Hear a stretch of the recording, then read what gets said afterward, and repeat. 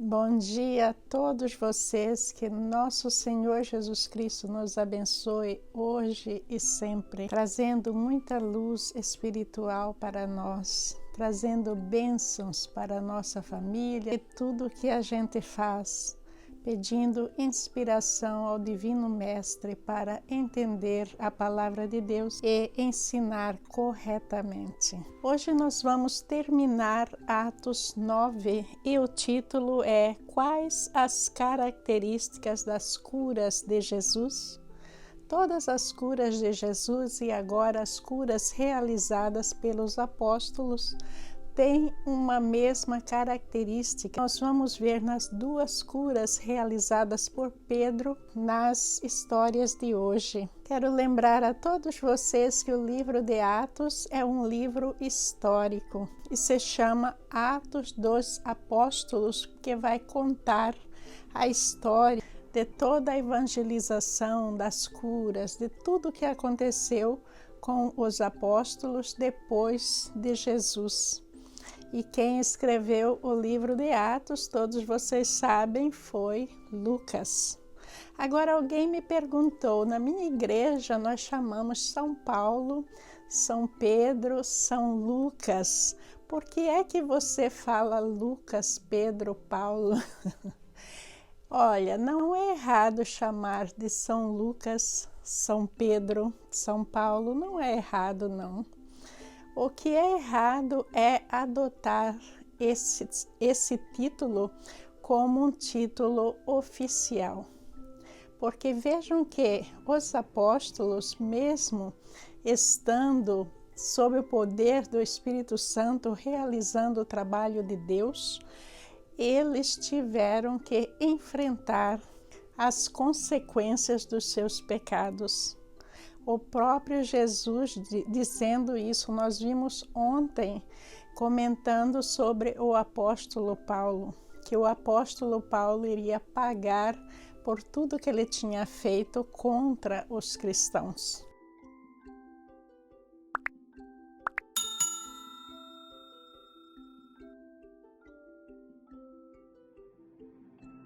O santo para Deus ele é declarado apenas após o julgamento.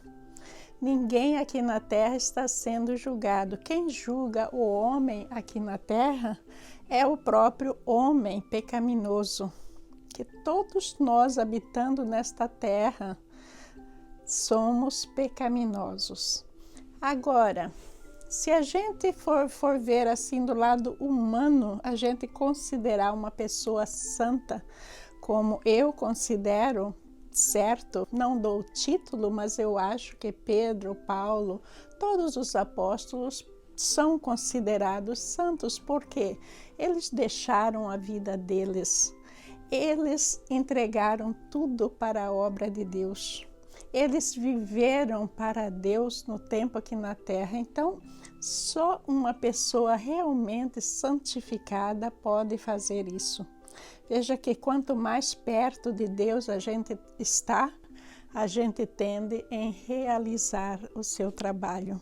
Mas aí é uma consideração humana. Agora, dizer que Jesus disse que eles são santos, não, Jesus nunca disse isso. E nós sabemos que o que está relatado na Bíblia é que todos os apóstolos também enfrentaram o julgamento de Deus. Leitura de Atos, capítulo 9, versículos de 32 a 43.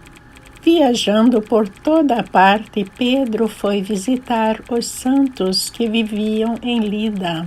Ali encontrou um paralítico chamado Enéas, que estava acamado fazia 8 anos. Disse-lhe Pedro: Enéas, Jesus Cristo vai curá-lo. Levante-se e arrume a sua cama. Ele se levantou imediatamente. Todos os que viviam em Lida e Sarona ouviram e se converteram ao Senhor.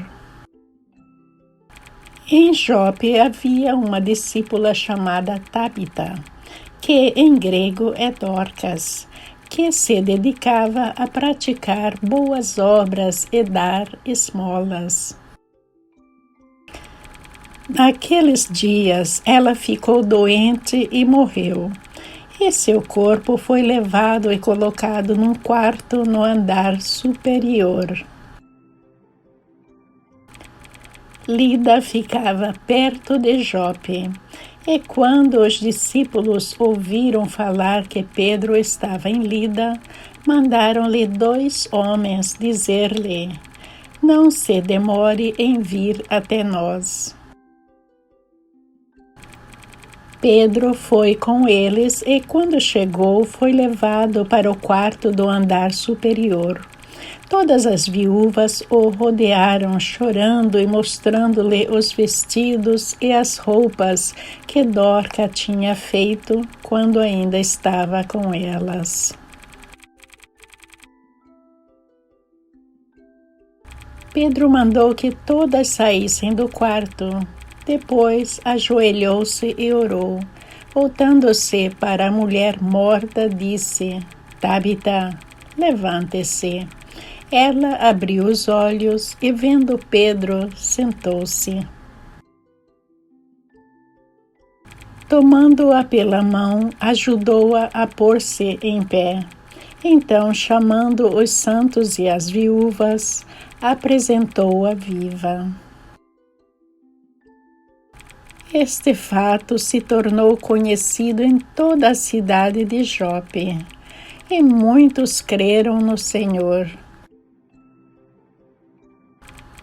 Pedro ficou em Jope durante algum tempo, com um curtidor de couro chamado Simão.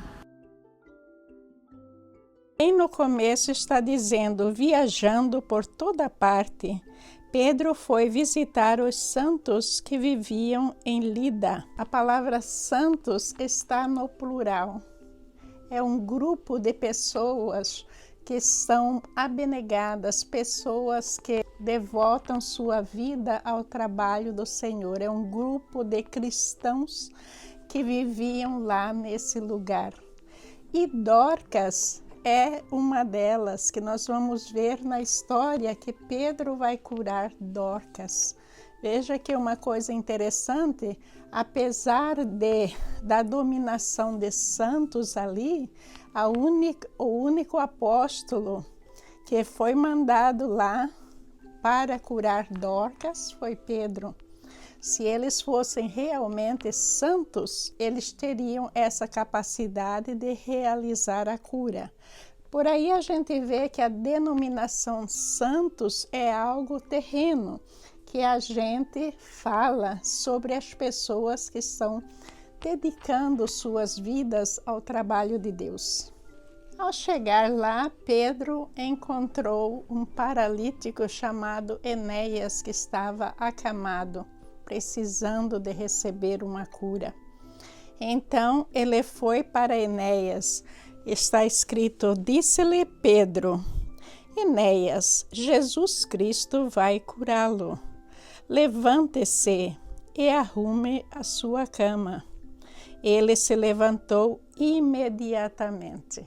Veja que aí está uma característica da cura de Jesus. E está na palavra imediatamente. Ele está dizendo ali, e levantou imediatamente. Porque a cura realizada por Jesus não é uma cura como as curas humanas, que a gente vai ao médico, o médico nos dá um medicamento e a gente passa por um processo de cura. Se o medicamento for correto, vai curando pouco a pouco. Não, a cura realizada por Jesus era uma cura imediata, curando os cegos, curando os leprosos, fazendo todos os tipos de cura. As pessoas poderiam presenciar ali. E aí a ordem foi para que ele levantasse imediatamente e fosse arrumar a sua cama. O que é isso? Isso aí é a chamada ao trabalho. A pessoa está lá entrevada numa cama e recebe algo tão maravilhoso como a cura de poder andar. Isso é um chamado de Jesus, não propriamente para arrumar a cama material, mas que ele fizesse algo sobre isso. É uma chamada para todos nós que temos a bênção de poder andar, de poder ver, de poder falar.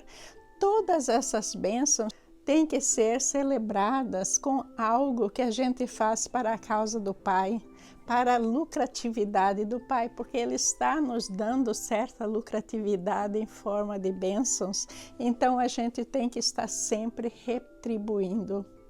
Quando a gente faz uma oração e recebe uma graça, a gente tem que agradecer, mas tem também que fazer algo para a lucratividade de Deus, porque a gente não pode ser uma pessoa que recebe, mas a gente não quer doar nada. A gente não quer fazer nada sobre isso. A gente tem que retribuir toda a graça que a gente recebe, não é? Então, a ordem de Pedro para ele estava corretíssima. Levante e arrume a sua cama. Quer dizer, você não precisa mais dela, vá ao trabalho. Você está apto para realizar o trabalho do Pai. Agora prestem atenção na segunda característica da cura de Jesus. Está escrito: todos os que viviam em Lida e em Sarona o viram e se converteram ao Senhor. Essa segunda característica é o testemunho, que todas as curas foram realizadas diante de muitas pessoas. Muitas pessoas testemunharam o evento. Esse era o objetivo da cura, que as pessoas testemunhassem e elas se convertessem para o cristianismo. E o que está dizendo aí? Que elas se converteram ao Senhor. Porque é algo que ninguém poderia fazer. Veja que Pedro estava visitando uma cidade que tinha santos, mas eles não poderiam fazer essa pessoa levantar, arrumar a cama e ir trabalhar. Não, esses santos de lá, apesar de serem santos, eles não tinham recebido esse dom do Espírito Santo. Uma coisa séria que a gente tem que considerar é o testemunho. A gente testemunhar aquilo que a gente conhece sobre Deus. Não só aquilo que acontece na nossa vida particular, não, mas tudo que está escrito na palavra de Deus. A gente tem que dar testemunho como cristão. Não é só falar eu sou cristão, eu sou isto, eu sou aquilo. Não, mas em todas as oportunidades na nossa vida, a gente tem que agir como cristão, a gente tem que testemunhar os ensinamentos de Jesus Cristo em pensamento, em atos, em exemplos. A gente tem que vestir o manto de cristão e levar a palavra de Deus para os outros. A gente tem que orar pelos outros, ouvir, falar com as pessoas. A gente tem que ajudar materialmente e espiritualmente, principalmente espiritualmente. Toda ajuda material que a gente fizer para alguém tem que ser acompanhada da ajuda espiritual. Isso é muito importante porque o motivo pelo qual a gente faz algo de bom para alguém é para trazer essa pessoa para Deus. E a gente só pode ajudar o nosso próximo porque Deus nos ajudou primeiro, não foi? Sim, sim. Então a gente tem que sempre ajudar, mas tentando evangelizar, tentando mostrar que não foi por a gente, mas foi por Deus. Aquele lugar estava de luto por causa de Dorcas. O nome dela era Tabita, traduzido em grego é Dorcas. E todos estavam de luto porque é uma mulher muito bondosa, muito caridosa. É uma das pessoas provavelmente que eles chamavam santas na área. Mas veja que essa mensagem nos mostra que mesmo os santos vão morrer um dia, não é? Como Dorcas estava morta lá. O poder de vida e morte não pertence a nenhum santo, mas pertence a Deus. É essa mensagem que está por trás dessa morte de Dorcas. E eles estavam lá velando o corpo de Dorcas no andar superior quando Pedro chegou. E aí Pedro pediu para ficar sozinho e ele realizou a cura. Ele ressuscitou Dorcas. Tomando-a pela mão, ajudou-a a pôr-se em pé. Então, chamando os santos e as viúvas, apresentou-a viva. Parece que Dorcas tinha um grupo ali de pessoas santas que estavam realizando o trabalho naquela área. É isso que dá a impressão. E aí esse fato vai se tornar conhecido de toda a cidade e muitos creram no Senhor. E aí é a questão do testemunho mais uma vez, que Pedro realizando esse milagre, ressuscitando Dorcas, que era uma pessoa muito querida para eles, com certeza foi algo que ficou na primeira página do jornal, que nem tinha naquela época, por assim dizer, por muito tempo. Muitos ficaram admirados. Veja que nem os santos locais não poderiam ressuscitar Dorcas, mas Pedro veio e através de Jesus Cristo, através do Espírito Santo, ele pôde realizar esse milagre. Aí Pedro foi se alojar na casa de Simão, um curtidor de couro.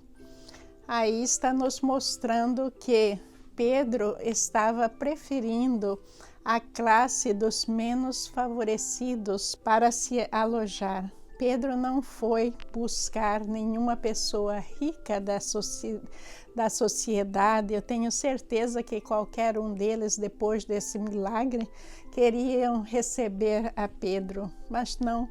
Pedro foi na casa de Simão, o curtidor de couro.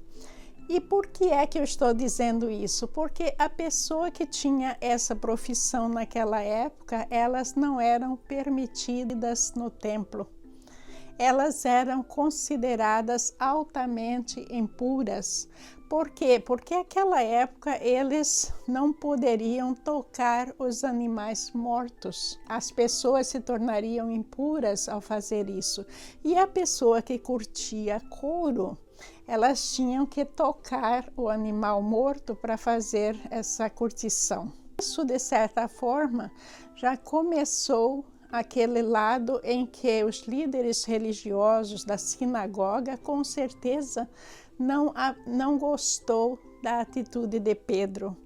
Mas se a gente olhar a atitude de Pedro em relação a tudo que Jesus realizou, tudo que ele fez, Pedro estava absolutamente correto, não é? Encerramos assim mais um capítulo de Atos. E quero desejar a todos vocês um dia cheio de paz, um dia cheio de harmonia, de contentamento no coração. Que o nosso Pai jorre sobre você o bálsamo da cura material e espiritual. E que Ele realize todos os desejos do seu coração de acordo com a sua vontade. Bom dia, meus irmãos. Muita paz.